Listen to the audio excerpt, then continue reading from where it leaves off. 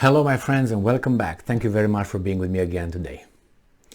I like when I see United States getting concerned with some countries, I don't know, forming a little alliance or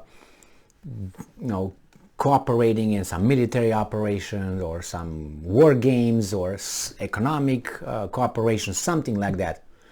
Where you have United States of America, which has by far, I would say, the greatest army on this planet. It makes the most weapons on this planet. Its budget is bigger than next, I don't know, 10 budgets of the next in line in the top.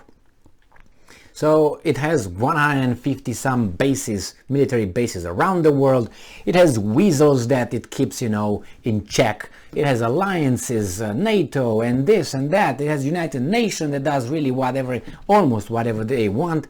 They ignore international law when they have to invade, let's say, or bomb Yugoslavia, for instance. They get, concerned when you have, let's say, Montenegro joining a military training with, let's say, North Macedonia. I'm just saying.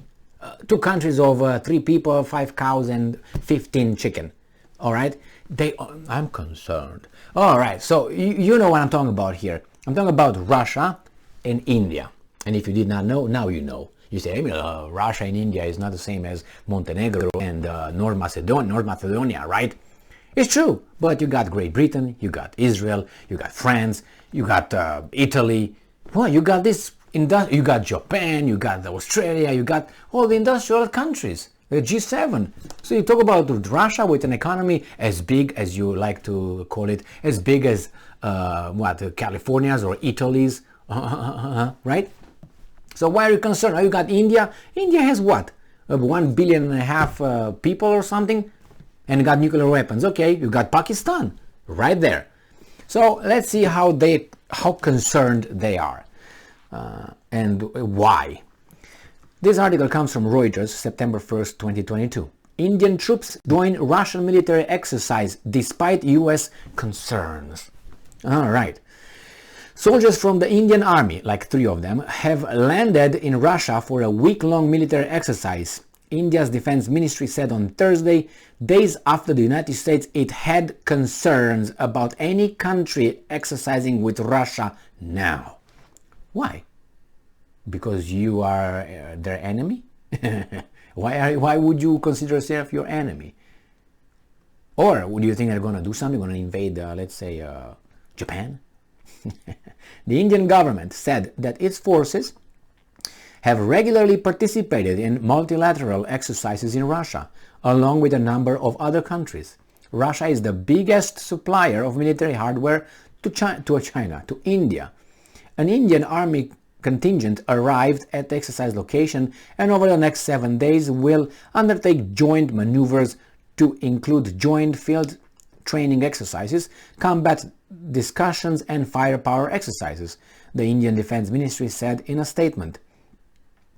Now, should Russia be always concerned when, let's say, United States organizes a training or whatever it is, a military activity somewhere, exercises or war games?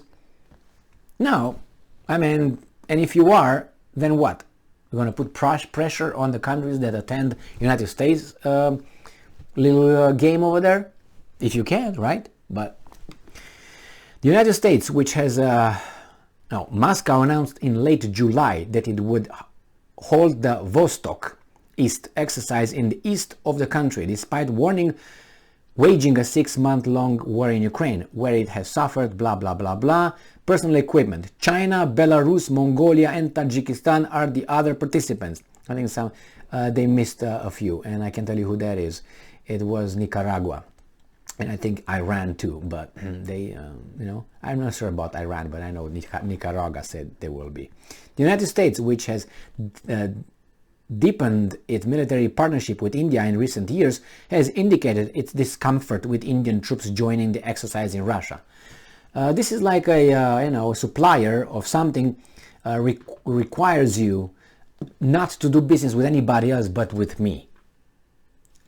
I want to sell you weapons, but you can't buy from anybody else. Well, if you're independent and if you really have the best stuff, Why are you concerned?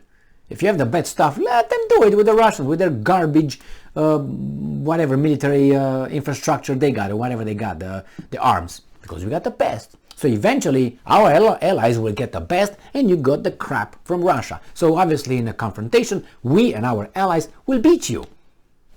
No? No, it's about money. You buy my weapons, and these guys will give campaign donations, and those guys will keep us in check because we're going to go and vote, and we're going to be happy when we win, and we're going to hate democracy when we lose. The United States, which has deepened its military partnership. Yeah, the United States has concerns about the countries exercising with Russia, while Russia wages the unprovoked, again, war against Ukraine, while House Press Secretary Karine Jean-Pierre Belmondo said on Tuesday. My older or elder audience maybe knows who Belmondo is or was. I don't know if he's still alive. But of course, every participating country will make its own decisions. Yeah, you can, if you don't want to clean your house, Mikey, your room, Mikey, that's fine. That's fine. All right, it's okay. You can make your decision. I don't like it, but remember when you're gonna be Tom's birthday party. But you can make your own decisions, Mikey.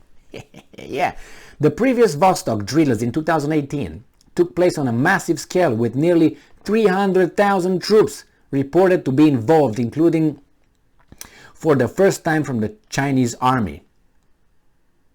Wow. So what do you think about that? So how many thousands of people did India send over there? Well, as I said before, this is the, I don't know if this is, I think the Indians are playing at both sides, like many other countries in these kind of circumstances. And that would be Saudi Arabia is one, for instance, and Turkey, definitely Turkey, and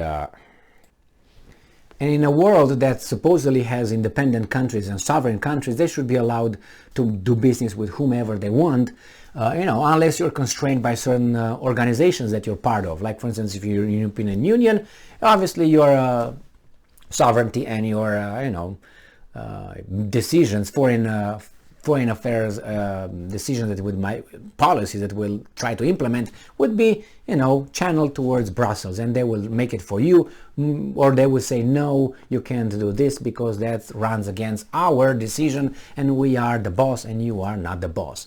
So unless it's this kind of restrictions. India, I don't think it has any restrictions, but a moral restriction. If you look from these guys, they keep saying the Russian invasion was unprovoked. Well, I will give you only, I have some other information that is available, but I will give you only this. Let's say you have, Americans have, American citizens, or not citizens, but America is not really, it's not really a good example here, because it's formed from European stock, and then they accepted everybody else, and supposedly now we are all diverse and so on. But the country, we know from its conception, it was made by certain kind of people for certain kind of people. So anyway, that's a different story. Let's say, France, for instance, France has, with Germany, the best examples. The population, French population, French-speaking population, nationals, how do you call them, genetically, I don't know, man, because France is hard to say they're French anymore. Because they got so many, they say we're the French, yes. I don't think, guys, you're still French. I mean, I know how French looks like. Oh my God, did you say that, Emil? Yeah, I said it. I mean, if I and let's say my wife, let's say she's Romanian, and we come to France and we have 2 kids over there, my kids are going to be French, right? Yeah, they will be French, yeah, definitely, because their genes are French 100%. Yeah, they're going to speak French. They're probably going to internalize the French culture. But as this, they will never be French. The same, get a person from, let's say Zimbabwe, and bring him to Norway. And bring his wife too. And they're going to have kids. And you're going to say, well, the kids are Norwegians, right? But if you look at that and say, yeah, you're Norwegian by maybe culture, maybe language, but this, you're from a different tribe whatsoever. But I'm not implying, it's just saying that where borders of are the borders, populations overlap. Now, if your population is slaughtered by the other country, then you intervene and try to help your people being slaughtered by that one. So that's one example. What happened, for instance, in Ukraine with a lot of people say that about between 10 and 15,000 Russian-speaking Russian in East Ukraine were killed by the Ukrainian military since 2014 when they overthrew the democratically elected government in Viktor Yanukovych, right, through a coup orchestrated by outside, supported, helped, and so on. So I can go on and on, but no, thank you very much for being with me again today. Stay strong, stay smart, look for the truth, and be just.